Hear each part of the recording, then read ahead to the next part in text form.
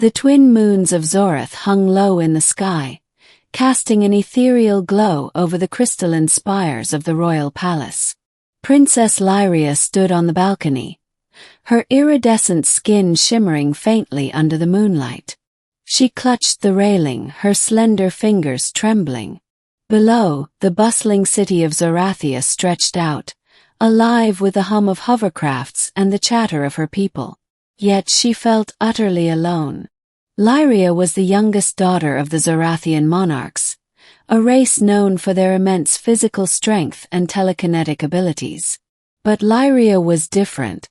Born without the telekinetic powers that defined her people, she was seen as a weakness, a flaw in the otherwise perfect royal lineage. Her siblings, all gifted with extraordinary abilities, had long since taken their places as leaders and warriors. Lyria, however, was relegated to the shadows, a princess in name only. "Why do you linger here, princess?" a voice called from behind her. It was General Kale, her father's most trusted advisor and a towering figure with a deep, resonant voice. His eyes, glowing faintly with telekinetic energy, bore into her. "The council is waiting. Your presence is required." Lyria turned, her heart sinking. The council meetings were always the same, a reminder of her inadequacy. She nodded silently and followed Kale into the grand hall, where her family and the council members were already seated. Her father, King Zorathis, sat at the head of the table, his imposing figure radiating authority. "Lyria," he began, his voice cold and distant, "we have received reports of an impending attack from the Krynn, our ancient enemies. They grow bolder by the day. We must prepare for war." Lyria's stomach churned. War. The word alone filled her with dread. She had no place in battle, no way to contribute. She was a liability, and everyone in the room knew it. "Father," she said softly, her voice barely audible, "perhaps there is another way. Diplomacy or..." "Diplomacy," her older brother, Prince Valor, interrupted with a scoff. "The Krynn understand only strength, Lyria. Something you know nothing about." The council erupted into murmurs of agreement. Lyria's cheeks burned with shame. She lowered her gaze, wishing she could disappear. Days turned into weeks, and the tension in Zorathia grew. The Krynn's attacks became more frequent, their warships appearing on the horizon like dark omens. The royal family and their armies prepared for the inevitable conflict, while Lyria remained on the sidelines, useless and forgotten.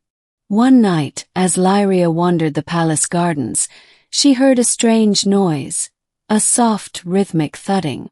She followed the sound to a secluded courtyard, where she saw a figure moving in the moonlight.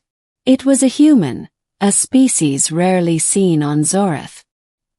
He was tall and muscular, his skin a warm bronze under the moonlight. He was practicing some kind of combat, his movements fluid and precise. Lyria watched in fascination. She had heard of humans before, fragile beings from a distant planet, known for their resilience and ingenuity. But she had never seen one up close. "Who are you?" she asked, her voice trembling.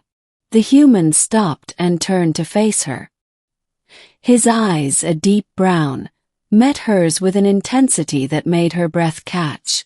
"I'm Captain Elias Grant," he said, his voice steady and calm. "I was sent here as part of an alliance between Earth and Zorath. Your father thought I could help train your warriors." Lyria's heart raced. "You're a soldier." Elias nodded. "I've fought in more battles than I can count. But I've also learned that strength isn't always about power. Sometimes it's about strategy, about understanding your enemy." Lyria hesitated, then stepped closer. I don't have any powers. I'm not strong like the others. But I want to help. I want to protect my people." Elias studied her for a moment, then smiled. Strength comes in many forms, princess. Maybe you just haven't found yours yet. Over the next few weeks, Elias became Lyria's mentor. He taught her about human combat techniques, strategy, and the importance of resilience. Lyria, in turn, shared her knowledge of Zorathian culture and the Krynn's weaknesses. Together they formed an unlikely partnership. But not everyone approved. Prince Valor, jealous of the bond forming between Lyria and Elias, confronted them one evening. "What do you think you're doing, human?" he sneered. "Lyria is a disgrace to our family. She has no place in this war."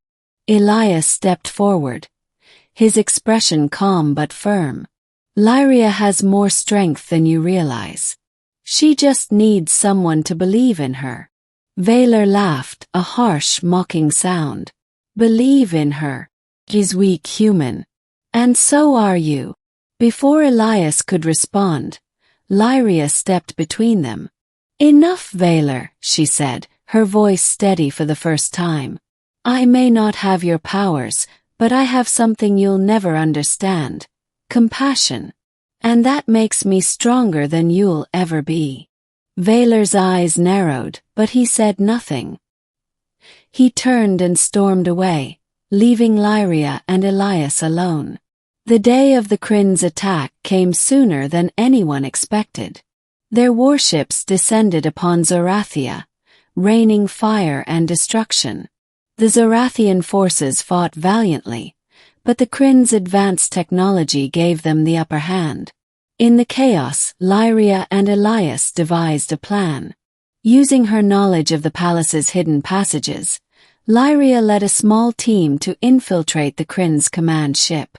Elias, with his combat skills, took out the guards while Lyria accessed the ship systems, disabling their weapons.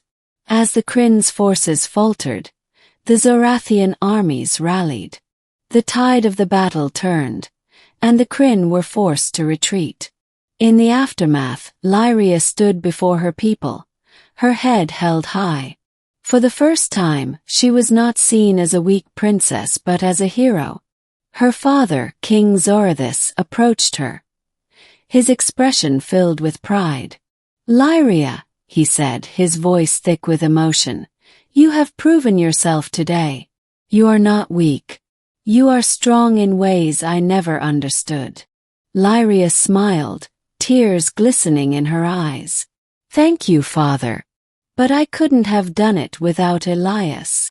Elias stepped forward, his hand resting on her shoulder. "You found your strength, Lyria. I just helped you see it." From that day on, Lyria was no longer the rejected princess. She was a symbol of hope and resilience, a reminder that true strength comes from within. And with Elias by her side, she knew she could face any challenge the universe threw her way.